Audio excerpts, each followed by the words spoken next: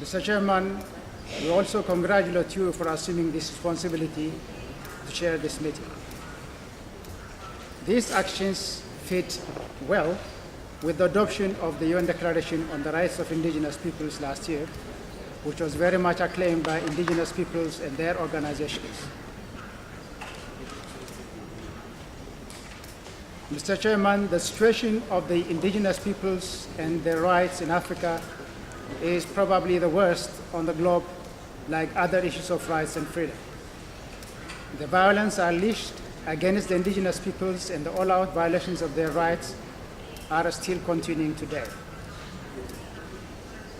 Africa is yet a continent where several indigenous communities are denied their cultural or indigenous rights. In most cases, they are not legally recognized as such by their states and governments.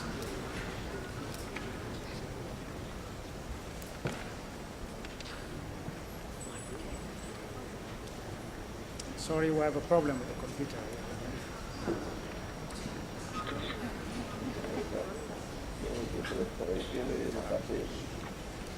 Africa is yet, from the Berbers of North Africa to the hunter-gatherers, otherwise known as Pygmies of the Central African region, from the pastoralists of Eastern Africa to the San peoples of Southern Africa, indigenous peoples are still facing violations of their rights, and many, such as the Tuareg and Ogoni peoples, are locked in a violent conflict.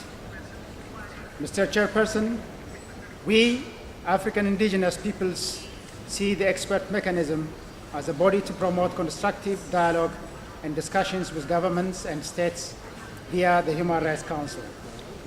In this respect, the African Caucus of Indigenous Peoples would like to see the expert mechanism focus on work with African states on the domestication of the UN Declaration on Indigenous Peoples' Rights in the national laws and policies.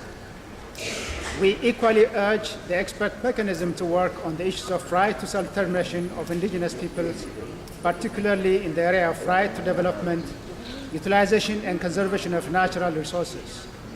The issue of wealth accumulation through pastoral livestock production system as indigenous economic activity can be considered for a subject for research. The expert mechanism should also collaborate with other mechanisms of indigenous rights in Africa, such as the Working Group on Indigenous Populations, communities, and NGO networks working on indigenous rights. The African Caucus wishes a successful deliberation of this first session of the expert mechanism. Thank you.